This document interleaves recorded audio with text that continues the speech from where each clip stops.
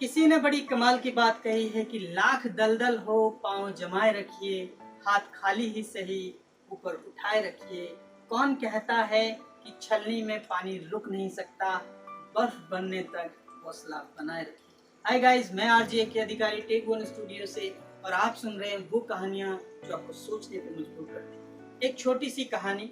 एक बहुत वैभवशाली राजा था, बहुत ही शक्तिशाली भी था, और जब उसकी जो प्रजा थी वो हमेशा खुश रहती थी। वो जिस राज्य पे भी आक्रमण करता उसे जीत लेता। इस तरीके से वो बहुत ही वैभवशाली और बहुत ही शक्तिशाली राजा कहलाता था। जो भी प्रजा थी, वो प्रजा कहीं पे भी जाती तो अपने राजा का गुणगान करती। राजा की प्रजा हमेशा खुश रहती, न्याय से भी हर चीज में वो प्रजा को खुश रखता था।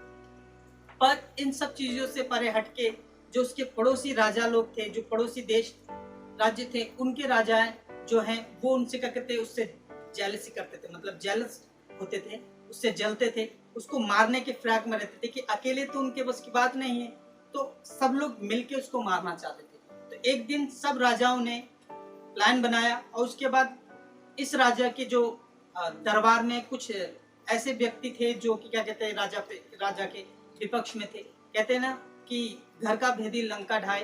तो इसी तरीके से उन्होंने उस राजा के कुछ जासूसों को, कुछ लोगों को क्या कहते हैं, अपने दल में कर लिया। और एक रात जब राजा सो रहे थे तो राजा को उसके खाने में कुछ नशीली पदार्थ देके उसको बेहोश करके उठा के ले गए। राजा को लेके सब राजाओं ने मिलकर एक जंगल में लेके गए, और कुछ ने कहा कि इसे हमें मार देना चाहिए। तो कुछ राजा ने बोला कि भाई नहीं, मारना नहीं है इसे।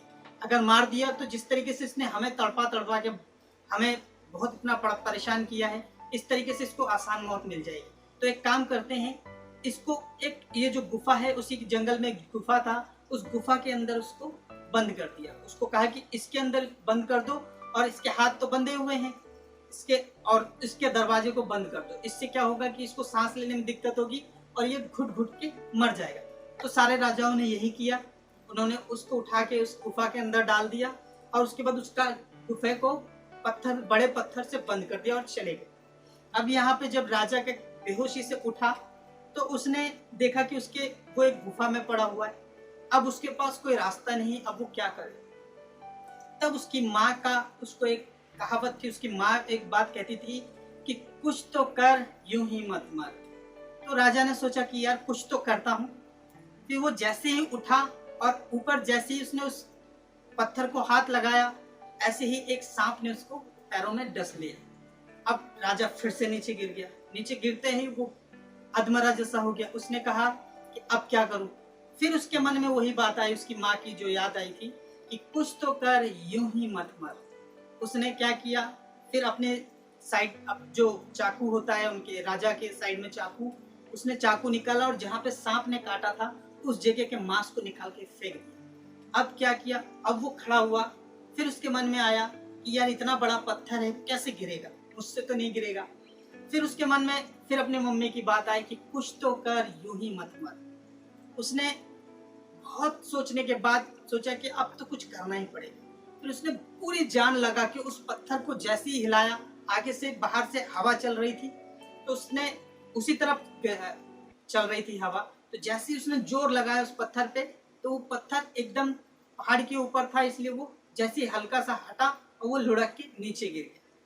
तो इस तरीके से उसने अपने साहस और एक बात जो उसकी माँ ने सिखाया था कि कुछ तो कर, यूं ही मत मर, इसके भरोसे उसने एक छोटे से मंत्र के भरोसे अपने जीवन को बचा पाया।